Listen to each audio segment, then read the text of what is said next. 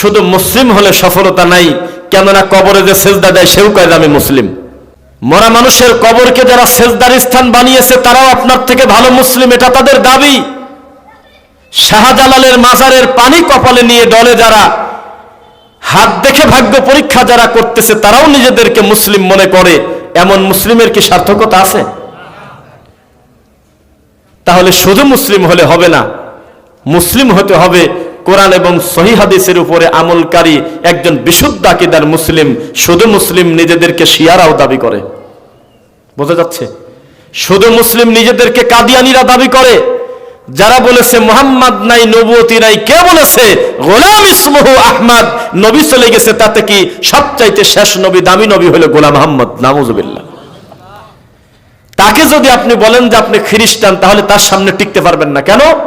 কারণ তার দাবি আপনার চাইতে সে বেশি ভালো মুসলমান।